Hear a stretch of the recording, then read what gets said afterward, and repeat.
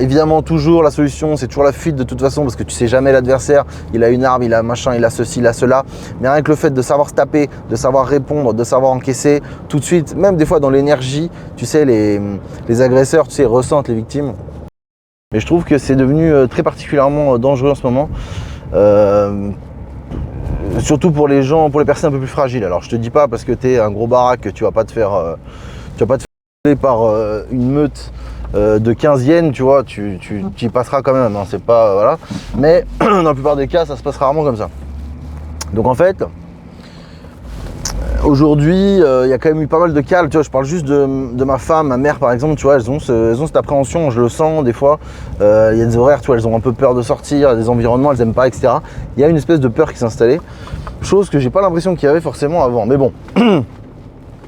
Là, j'ai une connaissance qui s'est fait violer, a priori, agressée, ça crée un gros traumatisme à l'hôpital psychiatrique. C'est assez chaud quand même. Du coup, en fait, tu vois, même si tu attends de la société qu'elle te protège, la police, la gendarmerie, ton mec, des amis, ton père, etc. De toute façon, si tu dois te faire agresser, t'inquiète pas, c'est au moment où tu ne seras pas justement entouré de ces gens-là. Il n'y aura ni la police à côté, ni la gendarmerie, ni un mec qui va venir te sauver, ni ton père, ni ton mari, ni voilà, quoi que ce soit. Du coup, ce qu'il faut que tu saches faire, c'est te battre, d'accord? Donc, je te dis pas, moi j'ai fait pas mal de sport de combat, alors pas très longtemps, tu vois, mais genre, ouais, vas-y, tu sais quoi, je vais étaler un peu mon palmarès éclaté au sol d'amateur. J'ai commencé par de la boxe thaï, j'en ai fait 2 ans. Après, j'ai eu un petit moment de stand-by. J'ai fait ensuite du MMA pendant 1 an. En même temps que le MMA, je faisais un peu des cours de grappling, tu sais, c'est du jiu-jitsu brésilien, mais tu sais, t'es pas en kimono, quoi, t'es sapé en mode normal. Donc ça c'est du sport tu sais, au sol et tout, les clés de bras, machin, le positionnement c'est cool.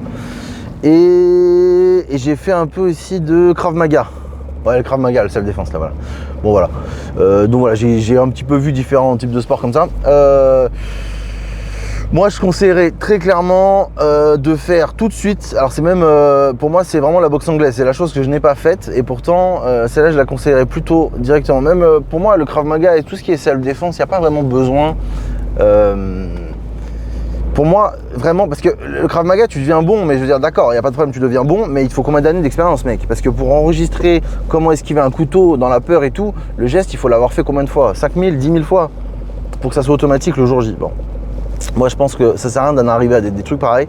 Ce qu'il faut faire, pour moi, c'est tu apprends à te taper. Donc, ça veut dire déjà, tu dois connaître le positionnement des pieds.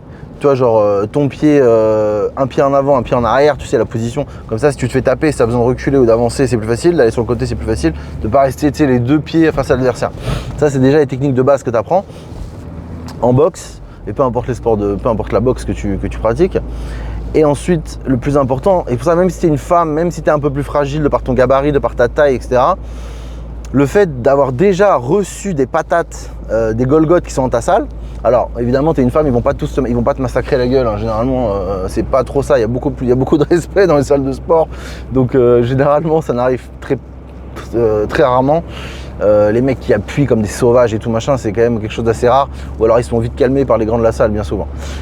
Du coup, en fait, ce qui est important pour moi, même si tu développes pas forcément ta masse musculaire et ton côté guerrier, etc., c'est de comprendre les bases de la boxe. C'est-à-dire qu'un pied devant l'autre, tu es sur tes appuis, tu sais encaisser des frappes, tu vois, frappe à la tête, frappe au corps, et tu sais en renvoyer. C'est-à-dire que tu sais garder la bonne distance, tu sais encaisser et avancer pour refrapper, voilà. Et rien que ça, ça va complètement changer complètement ton approche vis-à-vis des agressions. Parce que tu vas comprendre que tu n'es pas en sucre, que si tu te fais frapper, bah, il ne se passe rien en fait, quoi, tu vois, tu es toujours là. Et dans la vie, c'est rarement des hommes forts ou des gens extrêmement vigoureux qui vont venir te défoncer la gueule. C'est souvent des grosses merdes, des lâches, des faibles qui s'en prennent à plus faibles qu'eux, tu vois, voilà.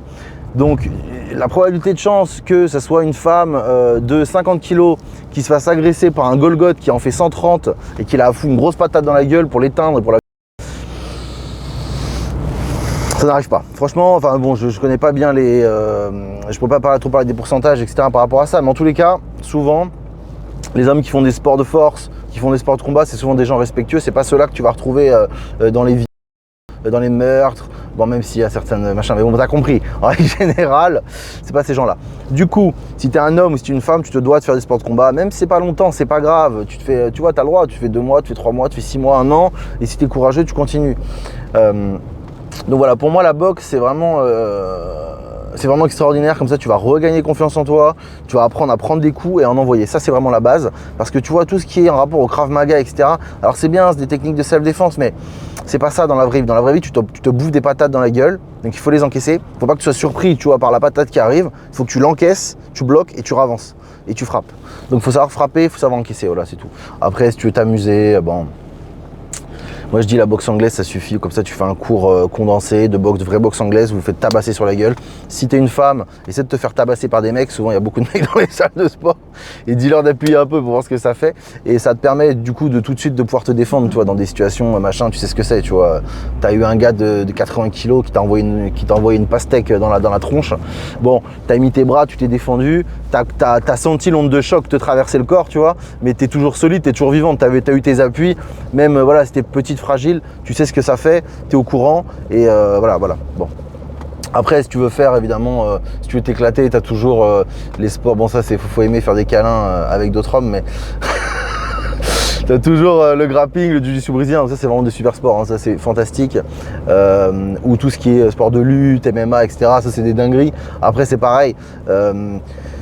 C'est vrai que te rouler par terre tout de suite et faire des double legs, single leg, balayage, se retrouver par terre à faire des clés et tout, bon.